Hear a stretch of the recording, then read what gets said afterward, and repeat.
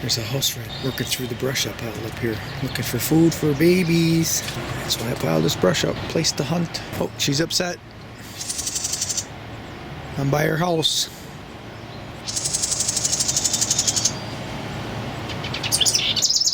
Oh, there's Daddy. He's reassuring her, no problems.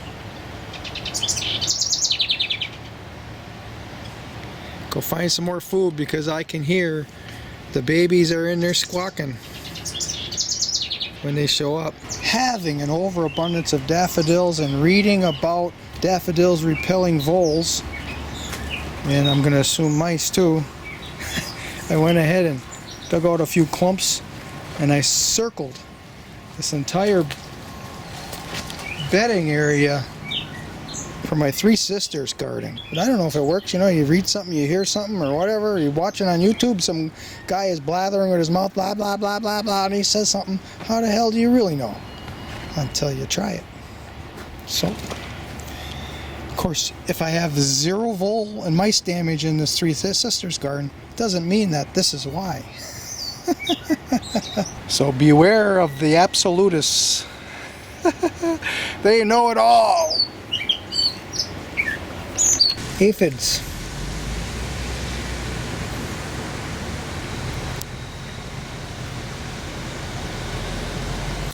So here's a pea forming. Quite a few. Another couple days I'll be eating peas. Still looking for a tomato to be forming. Oh yeah, there's one right there. And then this is a pepper is supposed to get yellow, so we'll just wait. And here we have a kohlrabi in this pot. You can see where this bottom stem is kind of getting weak and mushy, and I've had that happen before where that actually rots the whole kohlrabi outside. I keep an eye on that. And now I'm harvesting leaves for breakfast this morning, and I found that if I was to cut this stem right here, it could rot really quick. So you see you got this little separation of leaves. This is where I cut the leaf now. And now it won't rot. Diversified bacteria and nutrients for my stomach this morning in breakfast. Here we have turnip leaves. So here we have turnip leaves. This is from a 2-year-old plant. It's going to seed this year. Here we have garlic mustard, and on top of the garlic mustard is thyme. This is more of those. Oh, that's the turnip leaves here. What's that then? Jeez, collards. Okay, let's start over. So here we have succulent lettuces. We have pea blossom and leaves. We have cilantro. We have turnip leaves. This is from a 2-year-old or 2nd-year plant that's going to seed. Garlic mustard. On the garlic mustard is thyme, collard greens, white salsify, black salsify. Now you can see the difference. This is black salsify. The leaves were in the sun, and then these leaves were in the shade. You can see the color difference. On this kohlrabi leaf is lucerne, carrots, sweet potato, and baby Swiss chard. The reason to call it a baby. Skirret leaves on this collard green, fennel. This is a 1st-year turnip, and you can see the flea beetle's been eating on it, but that's no big deal. Mustard greens, garlic scape, a baby leek, oregano, and Brussels sprout leaves. My stomach's awaiting. Honey locust blossom, or blossoms. Interesting to learn that high bush cranberries root. It's like they did a layer all on its own, just laid against the soil, and it sent down a root and sent up a shoot. Here's another one I pulled out right next to it. You can see I cut it off right here. Yeah, nice little plant. I'm going to pot it up and go transplant it up north.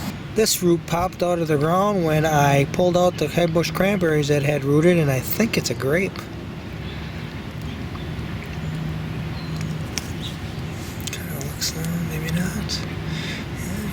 scrapish, I don't know. Put it in a pot and we'll let it grow and find out. Okay, we're going to snip this high bush cranberry apart and make 3 plants out of it. Nicely watered in. You can see that little bitty one is right there. That's 3. And here's the bigger one, the 4th one. In the discovery that high bush cranberries can root, I'm going to do something with this one. This is supposed to be something really special.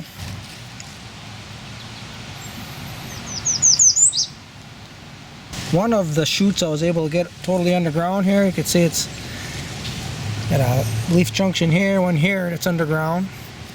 And then here's the lead, the top. And this one here is the one that we're pretty sure is going to survive no matter what I do to it. There's a little shoot underneath these 2 leaves. And I got this soil up here. Hopefully we get some roots really close to the surface on those. And there's one more in the back. Potentially there could be 6 divisions off this one plant. Ground break. Peas. All along the line. I bent down these potatoes and I poured a bucket of soil over their stems. There's a couple little ones that were coming up right at the edge. Leave them be, but this is what I did. These potato plants are unbelievably flexible. Just get these onions up here.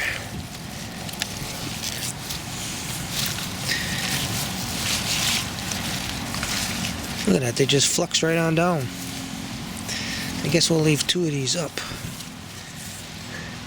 Now it's all flexed down. I'm going to pour some of the soil on it.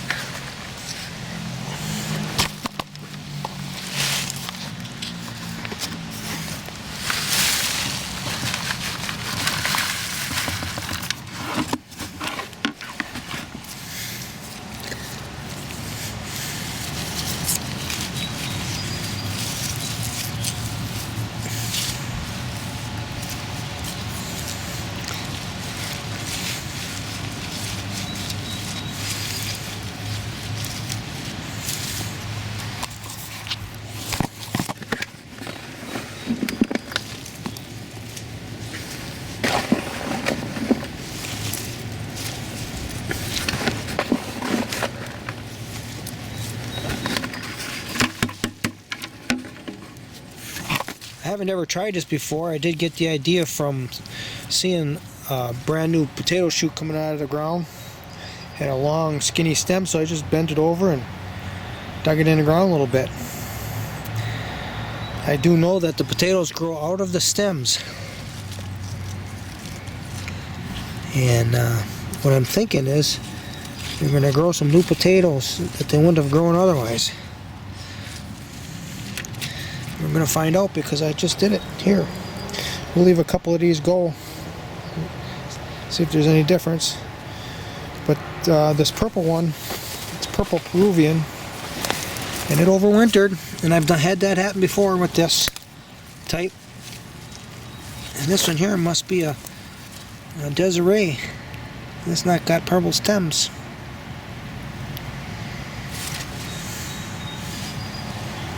I should get another bucket and do the Desiree because that's something different.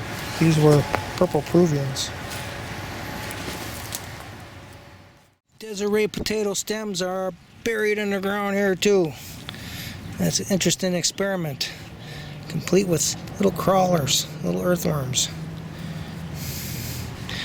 So I had to prop up a couple of them because I ran out of soil. Got some sticks behind them. You can see the sticks there. Interesting experiment to find out if this method will grow more potatoes. You can see there's a ring, and in the center are the buried stems. So there should be more potatoes growing there. Here's another ring. There's another ring. A fairy potato ring. 3 of them. More pins. What those are going to be, I have no idea. under here too. Yeah, look at that. I'll have to let them get some light. Maybe. Oh, we disturbed those little red ants. They're not even red, those are different. Alright, I won't move anymore. You guys can go hide wherever you want. I'll leave it alone till fall. Maybe. In coining a new term, I'm going to call this elephant burdock. Look at that. That's a burdock. I planted 2 edible burdocks in here. And one's whole Hagobo, but I don't think this is Hagobo. There's another one that came out of Johnny's seeds. I think that's what this one is. Elephant burdock. Elephant ear burdock. Ah!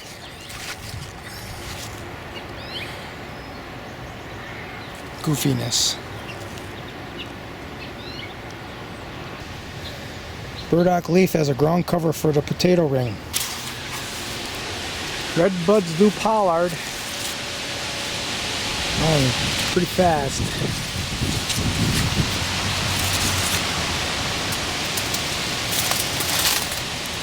This one hasn't got as many.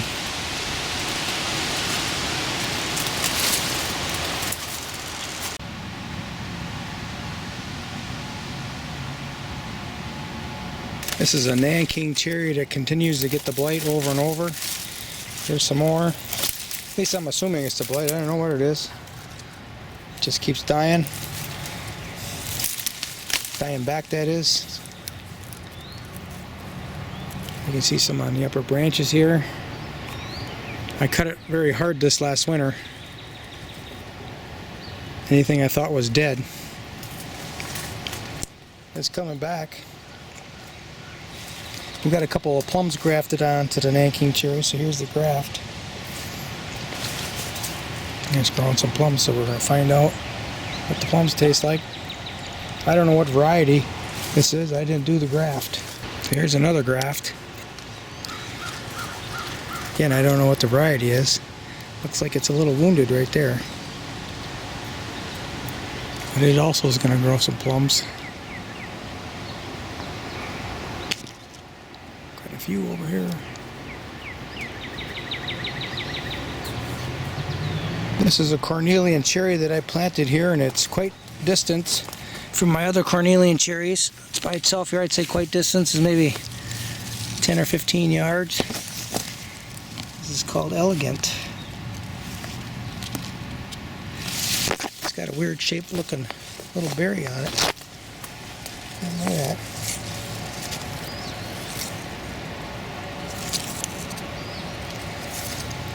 So 15 yards is nothing from unpollinated. Ominous skies. Cut off one of the leaf branches of a tomato and I stuck it in the sand, and see, look at that. Its root wants to make a plant. Well, this one is pretty green too, I bet it is. Here's some that are dried right up. Oh, that's got a root on it too, look at that.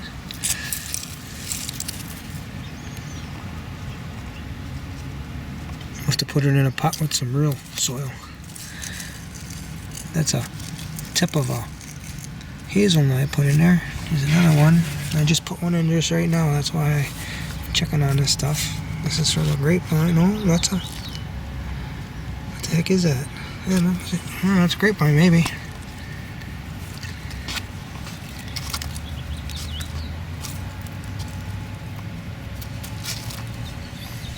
Okay, where'd the other one go?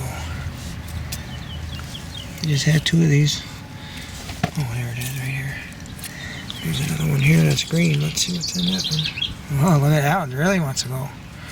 Okay, let's plant them. Looks like this is a hazelnut that's sprouting. Look at that.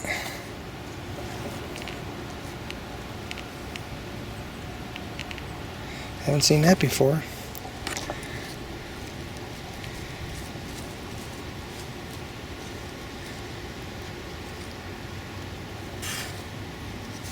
So we have one skinny little thornless blackberry.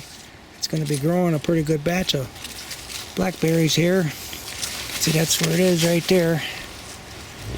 It comes out of the root mass of the big ones. It's got, ooh, look at all down there. Oh, it's going to be nice.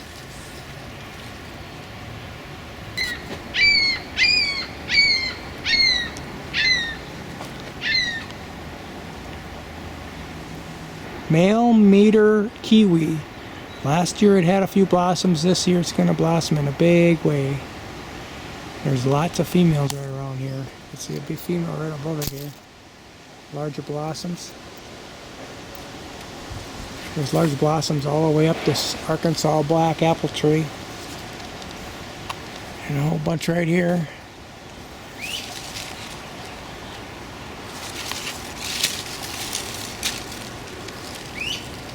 I don't mind having an overabundance of kiwis. They're not really sweet. So here you see the male. Nice red stem, nice red branches, and then here's the female. Do you think that's close enough?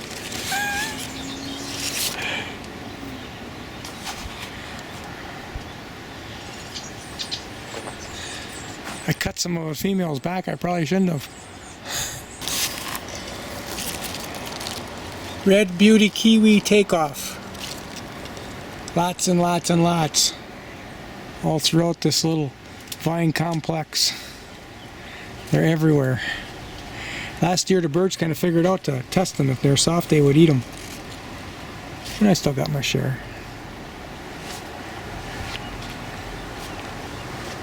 This one here is one of the largest ones. I just look at.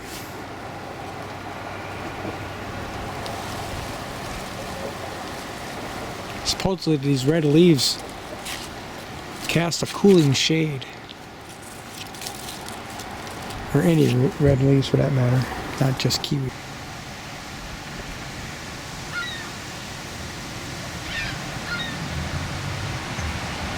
Got a chestnut here. It's mostly an American. I believe it's hybridized with a European. There's a honey locust. I've been cutting away the horizontal branches to allow sun to get into the understory. And I'm also allowing 2 kiwis to grow up it. It's all the way up to there. Kiwis are pretty high. There's a male and a female. Looks nice in the morning sun.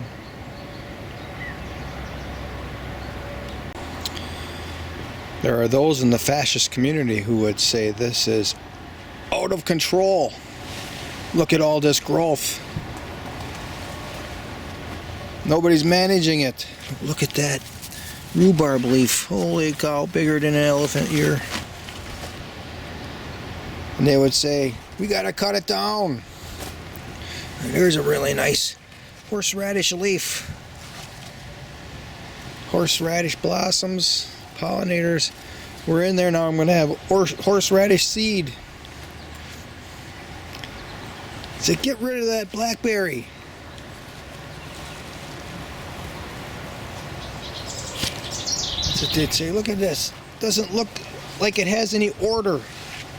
Their minds are simple. They need to have order. Why do you have that box elder growing here? Box elders are junk trees. That's what they would say. And mulberries. Geez, you're going to attract all the birds. And then you're going to have an uncontrollable amount of birds flying around here. Got to get rid of all this stuff. That's the fascist mind. An uncontrolled black currant bush. And I have been trying to control. I've been trying to do a little of it, okay? But this one here, I've been thinking about cutting that off because it's in my way. But every time I come here and I grab this and pull it out of my way, ooh, it gives me this really delightful smell. Ooh.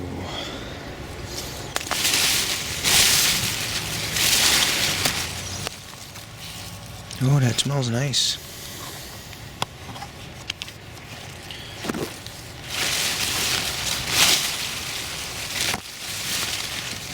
Oh, it really calms me down. The smell of black currants. This tree right here is a mulberry. You can see how it's bent the branches off here towards the morning sun. And that's because above it is a black walnut. It doesn't want to grow up because there's too much shade. It wants to grow out.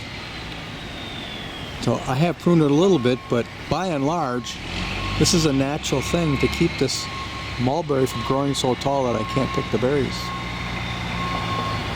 You can see here, it's growing out towards the south. See this right here? It's coming here towards me. I'm gonna walk over here, you can see them better. Right there, that mulberry right there is moving up, and then you look at this top branch here that's growing up towards the black walnuts, it's dead at the top. Doesn't want to grow this way. And some of these are even in my way when I walk,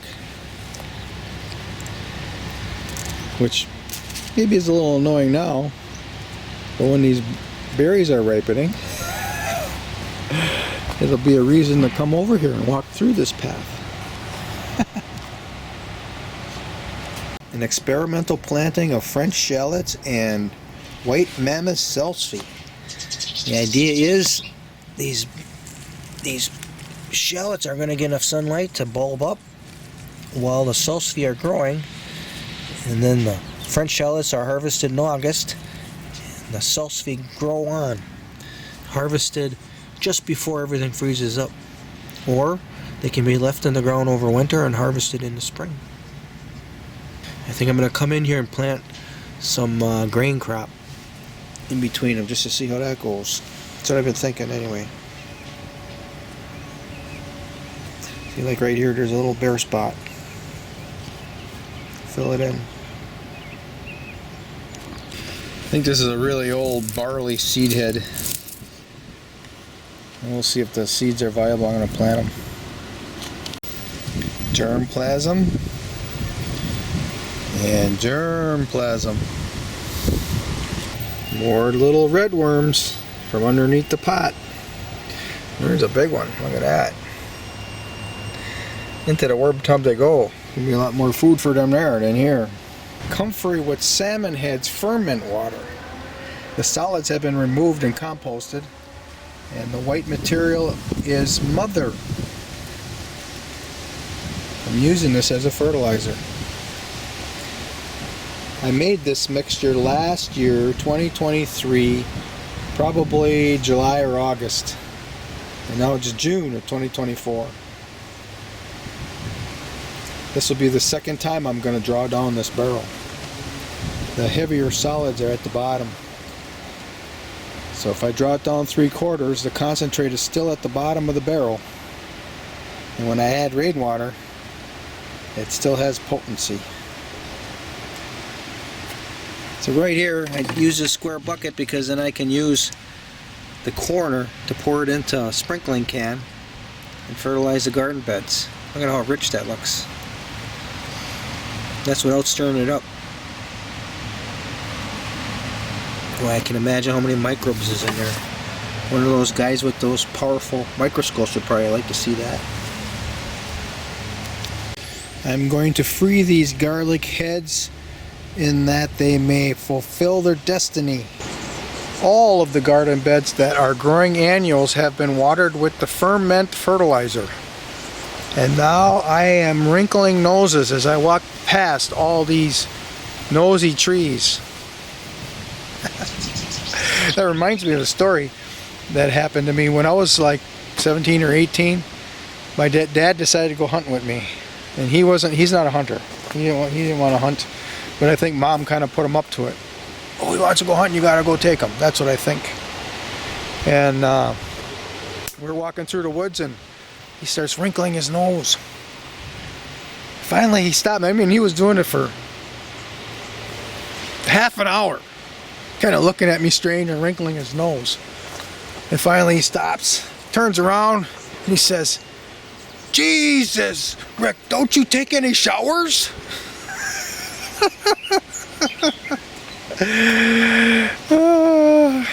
He didn't know that I had all my clothes all sprayed up with that dough and heat stuff. Yeah. I was pretty squirrely when I was that age. I think I would have been diagnosed with autism or some stupid thing. My brain just wasn't slowing down for anything. Just move, go, go, go. Yeah. I believe this fluff that came floating in comes from a cottonwood tree. And it's all over my Three Sisters gardening area. I'm going to let it happen. And if those seeds sprout and become little trees, I'll go ahead and transplant them to the north. So we might have yet another production from this area. Black viper root blossom.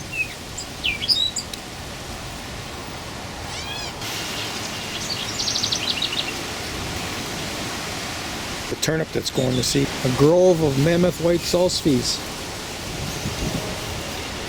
Having pruned this haskap severely this last winter, I haven't caged it up to protect the berries from the birds.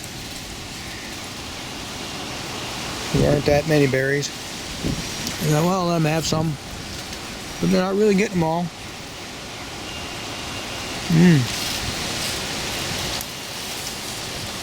Really close. I don't know if they're maybe they're so used to these bushes being caged that they don't know they can get in here. Garlic scapes. I was going to pull this garlic scape off and then I noticed all these fuzzies. Oh, look at that. See that little worm in there? That's what the garlic is fighting.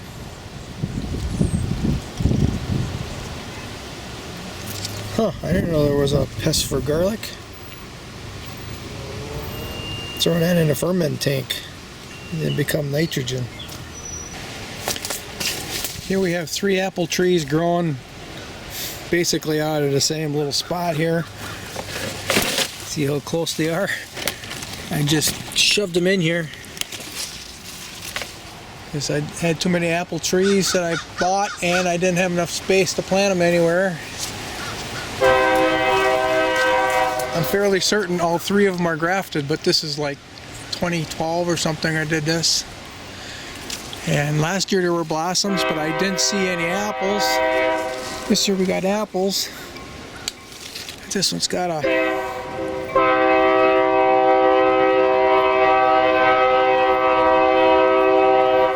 Kirk beetle attack already. But pretty much most of them are clean. Kind of remember one is a Black Kingston, and I think one of them is the apple that tastes like vanilla, that wild apple I found. And I can't remember the other. I gotta think for a while. Maybe it'll come to me. But instead of getting them as much as possible out of one tree,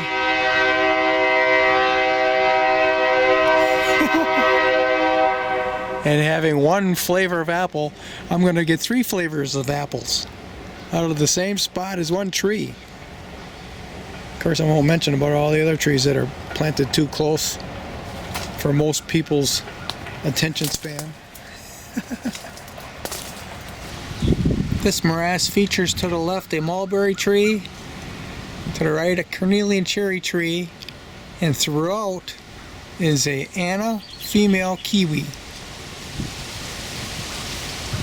And there's a grapevine growing in here somewhere too, but it's being overwhelmed. Walk just a couple more feet and we can see another mulberry. And then right over here is a male that's kind of open. And then a dense canopy of hardy kiwis. Very dense. Over the walkway leading in through the shed door. What's that?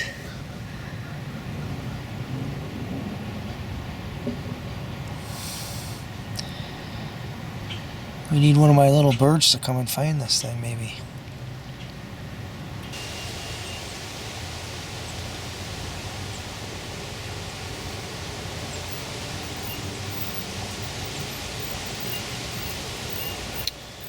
That there is a Chinese chestnut. It's like 4 years old already. Elephant garlic blossoms. The hummingbirds really like to suck the nectar out of these, so I'm going to let them go. And they last a long time.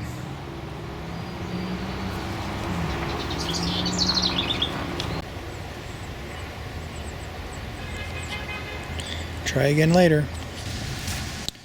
This is a partially dehydrated pear sprinkled with cinnamon. And I have them in the freezer.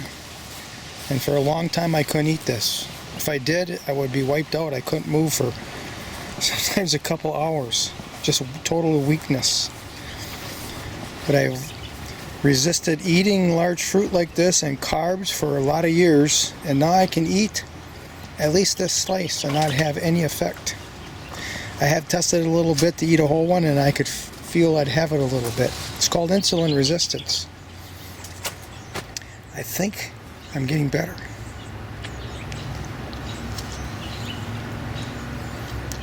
I'm so happy.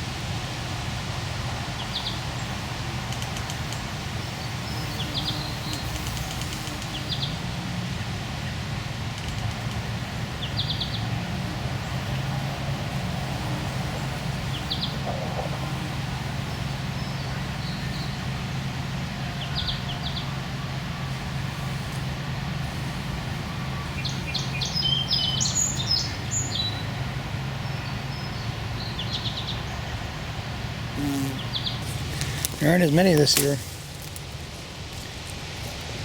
So I'll enjoy whatever. Oh, look at that. What's that? I was just going to eat that. Huh.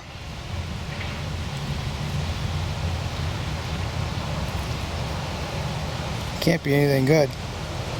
I don't know. I wonder what would graze the leaves of a black raspberry plant.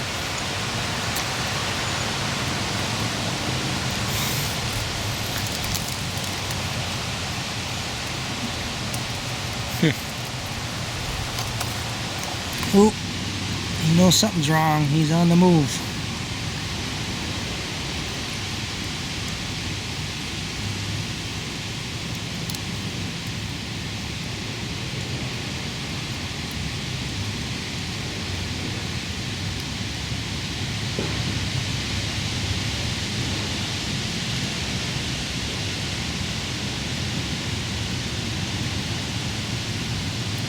He's gonna crawl up this tree and eat another one. Yeah.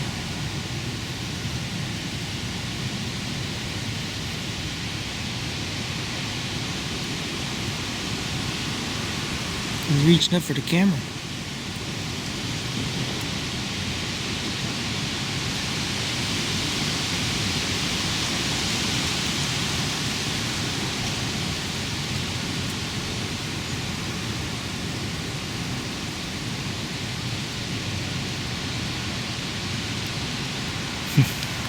So the pollinators are pretty happy about this arrangement. The Bristols were the first out of the gate to blossom on the black raspberry patch here, and then this is the commercial grade. They're not even close yet, so these pollinators are going to stick around. And in between there's this French type of black raspberry, and they're going right now. And bingo, it just come to me, the one in the back that's got all those spider-like legs of canes, that's right now blossoming, attracting all the pollinators, has to be a seed from this French type, because it's also blossoming.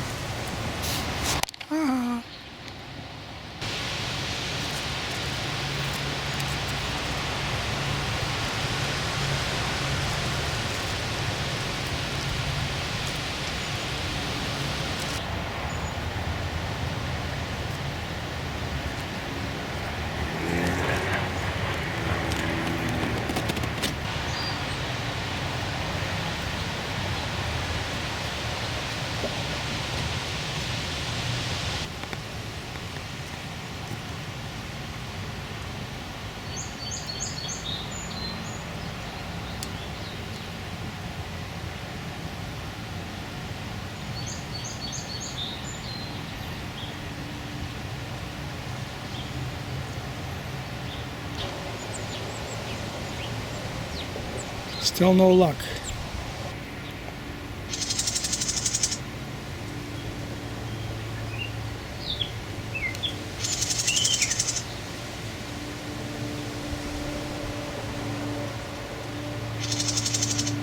She isn't gonna come in here as long as I'm standing there.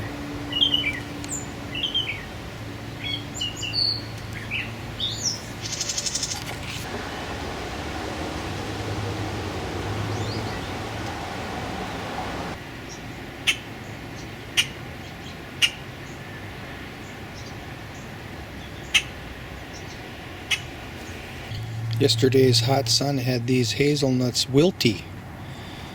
Sadly, wilty. But they bounced right back.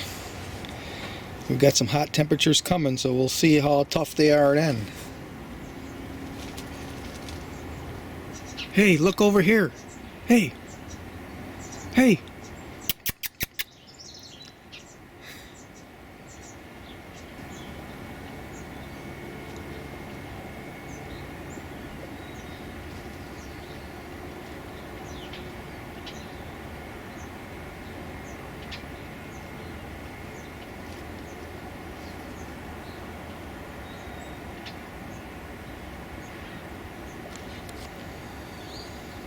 Here's a newly formed garden bed that I planted with peas. And I'm imagining all this thing full of peas right to the top of the chicken wire here. Oh, and peas everywhere. And then I come to my senses and think, well, wonder how many I'm gonna get. Lots of predators. You can see that pea there didn't get buried. Sending out a shoot.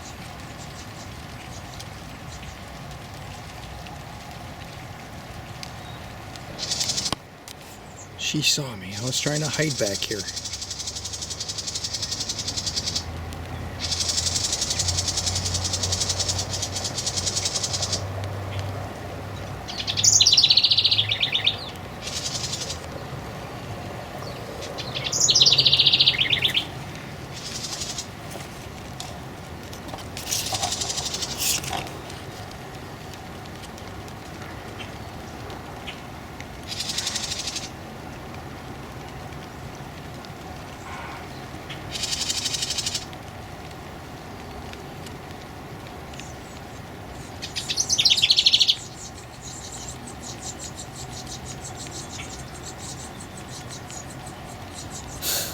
Just couldn't get it. That's the male going in second. You can hear the baby squeaking. That is called natural bug control. I finally got somewhat of a video here anyway. I'm hiding behind this. I've been trying to get it over there where I got a clearer shot, but when I'm over there they won't go in there. The lushness of my pawpaw patch.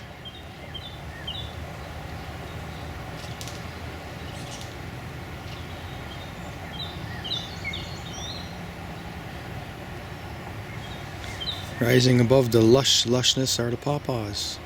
Pawpaw trees.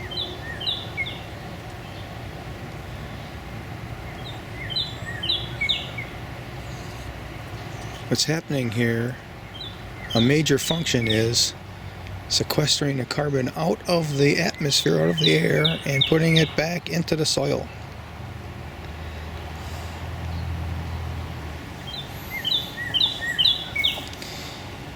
Plowing and spraying does the opposite. The soil releases the carbon into the atmosphere. There are concerns with too much carbon in the atmosphere.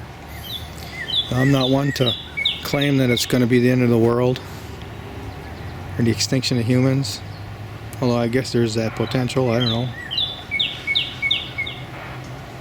But there is a cycle that has been ongoing on this planet for a long, long time. And I think we've triggered something.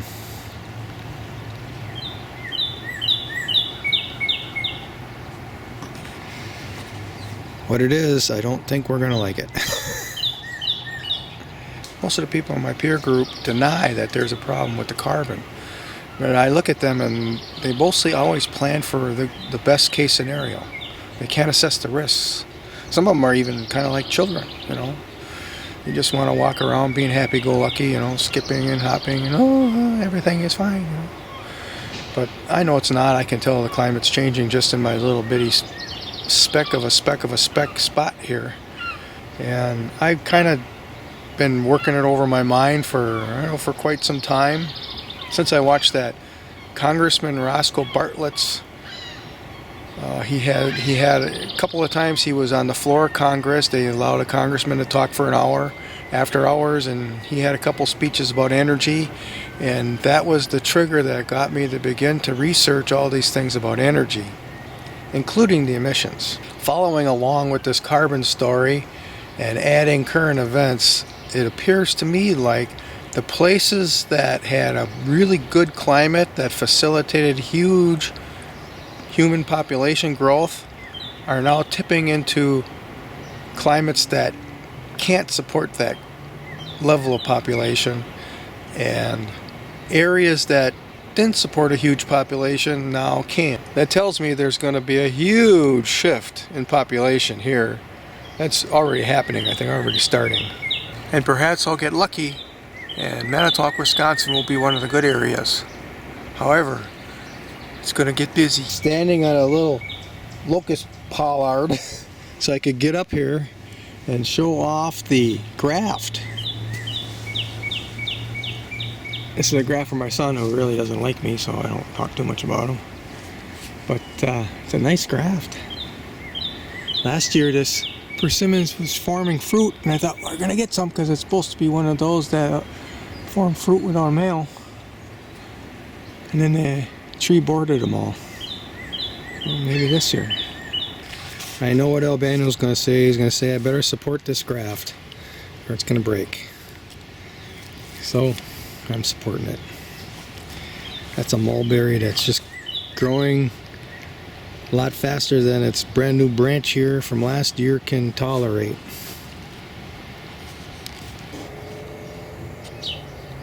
Massive pea leaf on that climber.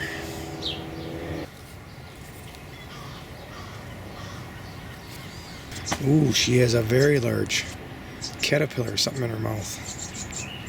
She just went in there and gave it to him.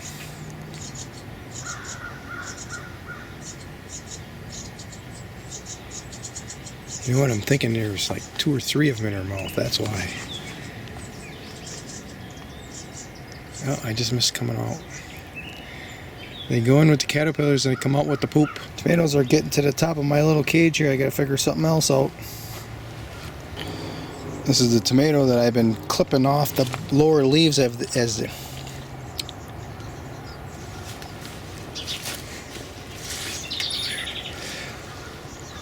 tomato that I clip the lower leaves off as they get the spot or the spore or whatever it is. And here's one that's starting. Just clip it off with my fingernail. Throw it in the pathway away from the tomato. I'm convinced clipping them off like that encourages them to grow new leaves at the top.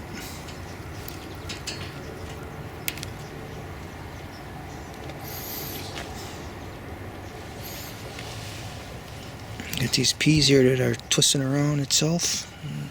They're coming.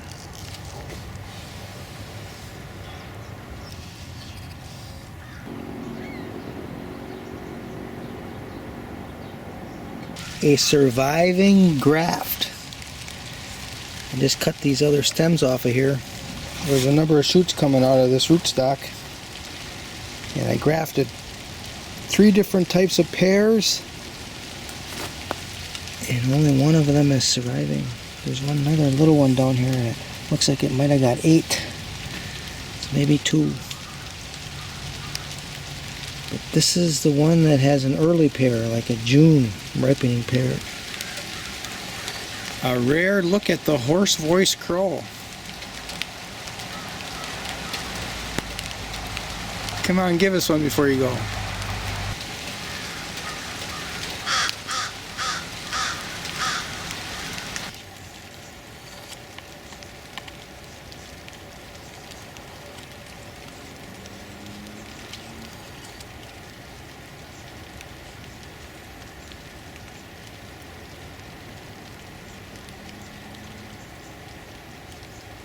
This is how easy it is to dig into my garden beds here. See that? I can do that probably, I don't know, maybe 2 feet down here. I don't know. Something like that. Put this pepper in here. This is pure compost right here that I'm taking it out of. Look at all the roots coming out.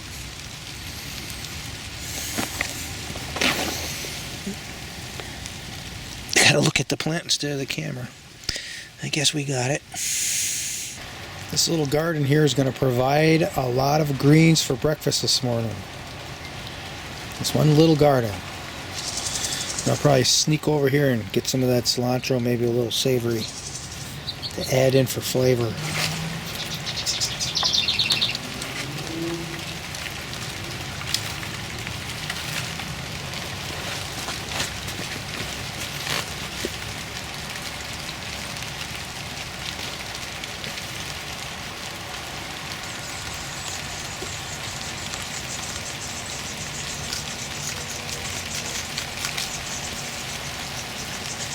You got fennel?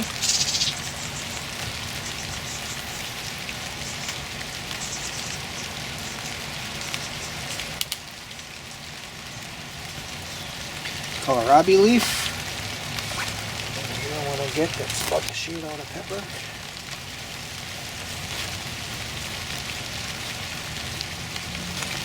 And one that's going to shoot out a celeriac. Since we're talking celeriac, let's get a leaf of celeriac in there. The garlic. Here's a leek. I'm going to take another leek right here. This is a really nice handful of greens here for breakfast this morning, just out of that little garden. Now I'm going to get some flavoring and in I go. Finished. The light sprinkles are almost over. I took the time being indoors to watch a special documentary on David Holmgren. And you can find the link to it in my community comments. It was awesome in the beginning of this permaculture adventure I've been on. And it's been going on since, I probably saw the word first in 2010, 2011, somewhere in that area. But David Holmgren was this, highly sophisticated guy, and anytime I did watch a little short video on him, it was like he was way over my head. But now I'm coming to appreciate him more as I grow into this information, and I highly recommend this video. The one thing on the top of my mind that I can say is, humans, and he didn't say it this way, but he talked about the information of geography and climate, and I'm always thinking that humans are shaped by geography and climate. That's why there are differences, small characteristic differences between us. The video has David going out and doing assessments on certain lands, and in one skit he talked about climate and geography, and then highlighted it with hydrology and what was growing on the land. He didn't quite say it in that manner, but it was life. What did the climate and geography, what life did it spring up? Of course, the hydrology would also have something to do with that. So now my takeaway is with the humans, I always talk about climate and geography. I'm going to begin to add plus the hydrology and the plants and the life succession that happened there. Those are 4 influences on what shapes humans. Of course, now we have we turned it all on its head. We're not, I don't live where my ancestors grew up. I'm an ocean away from it. And people can move whenever they want, willy-nilly. So we've turned this all on its head. And in a lot of cases, and I think in most cases, people can't really live in the biology where they are now because they never adapted to it. Or if they can't adapt to it, it's a long, slow process. So, very interesting documentary, and man, I learned a lot with how he was handling his consultations. So check it out.